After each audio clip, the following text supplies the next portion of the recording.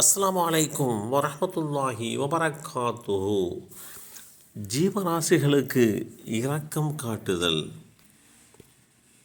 ஒரு நாள் அல்லாஹ்வுடைய தூதர் ஸல்லல்லாஹு அலைஹி வஸல்லம் அவர்கள் என்னை தமது வாகனத்தில் தமக்கு பின்னால் அமர்த்தி கொண்டார்கள். அப்போது அவர்கள் எனக்கு ஒரு இரகசியத்தை சொன்னார்கள். அதை மக்களில் யாருக்கும் நான் சொல்ல மாட்டேன். அல்லாஹ்வுடைய தூதர் ஸல்லல்லாஹு அலைஹி வஸல்லம் அவர்கள் ஒரு பேரீச்சை தோட்டத்திலே நுழைந்தார்கள். நபி ஸல்லல்லாஹு அலைஹி வஸல்லம் அவர்கள் நுழைந்த அந்த தோட்டம் அன்சாரிகளில் ஒருவரின் தோட்டம். அங்கே ஒரு ஒட்டகம் இருந்தது. அது அல்லாஹ்வுடைய தூதர் ஸல்லல்லாஹு அலைஹி வஸல்லம் அவர்களை பார்த்ததும் வேதனையுடன் சப்தமிட்டது. அதன் கண்களிலே இருந்து கண்ணீர் ததும்பியது.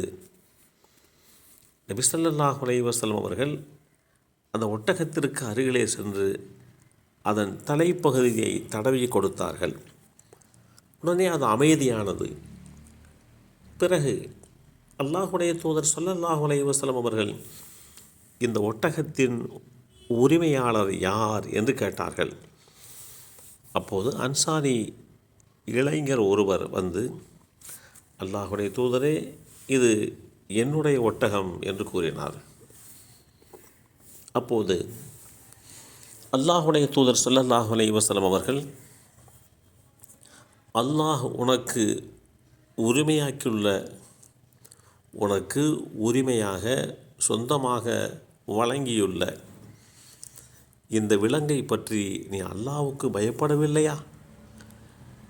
நீ இதை பட்டினி போடுகிறாய், அதிகமாக வேலை வாங்குகிறாய் என்று இது என்னிடம் கண்ணீர் வடித்து முறையிட்டு கொண்டது என்று கூறினார்கள்.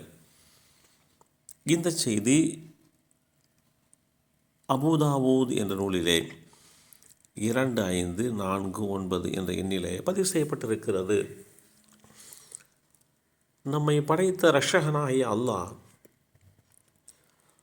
மனிதர்களோடு சேர்த்து மற்ற ஜீவராசிகளுடைய அந்த நிலைகளையும் புரிந்து கொள்கின்ற ஒரு உள்ளாற்றலை அல்லாஹ்வுடைய தூதர் அவர்களுக்கு வழங்கியிருந்தான். அதன் அடிப்படையிலே அல்லாஹ்வுடைய தூதர் ஸல்லல்லாஹு அலைஹி வஸல்லம் அவர்கள் அந்த ஒட்டகத்திற்கு அருகாமையிலே போனார்கள். அதனுடைய அந்த உள்ளத்தில் கிடந்த விஷயங்களை அந்த ஒட்டகம் எப்படி வெளிப்படுத்த முடியுமோ அப்படி வெளிப்படுத்தியது. அதை அல்லாஹ்வுடைய தூதர் ஸல்லல்லாஹு அலைஹி வஸல்லம் அவர்கள் அல்லாஹ் தனக்கு தந்திருக்கக்கூடிய அந்த அறிவாற்றல் மூலமாக, அந்த ஆத்மீக ஞானத்தின் மூலமாக புரிந்து கொண்டார்கள்.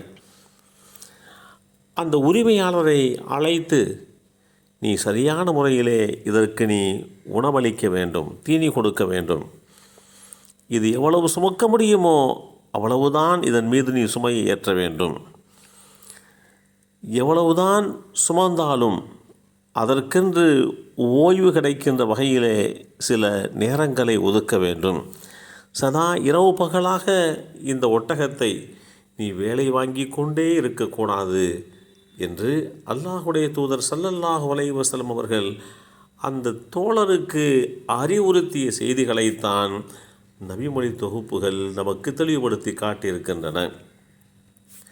வேதமறை குர்ஆனிலே அல்லாஹ் குறிப்பிடுகின்ற போது, பூமியில் ஊர்ந்து திரியக்கூடியவையும் தன் இறக்கைகளால் ஆகாயத்தில் பறக்கக்கூடியவையும் உங்களை போன்றே உயிருள்ள படைப்புக்களே, சமுதாயங்களே தவிர வேறில்லை. அல் குர்ஆன் அத்தியாயம் 6 சூரத்துல் அன்ஆம் வசனம் 38 இந்த செய்தி தெளிவுபடுத்தப்பட்டிருக்கிறது. ஆக மனிதனாக இருந்தாலும் சரி, மற்ற ஜீவராசிகளாக இருந்தாலும் சரி, அவைகள் நமக்கு சொந்தமாக்கப்பட்டிருப்பதனால் அவைகளை எல்லை மீறி நாம் பயன்படுத்தக்கூடாது. அவைகளுக்கு உண்டான உரிமைகளை, அவைகளுக்கு உண்டான அந்த விஷயங்களை புரிந்து கொண்டு அவைகளிடத்திலே நடந்து கொள்ள வேண்டும் என்கின்ற வழிமுறையை இஸ்லாம் எடுத்து கொடுத்திருக்கிறது, வகுத்து கொடுத்திருக்கிறது. எல்லாம் வல்ல அல்லாஹு தாலா இஸ்லாமிய வழிமுறைகளை பின்பற்றுகின்ற வாய்ப்பை நமக்கும் நம் சந்ததிகளுக்கும் வழங்கி அருள் புரிவானாக. அஸ்ஸலாமு அலைக்கும் வரஹ்மத்துல்லாஹி வபரகாத்துஹு.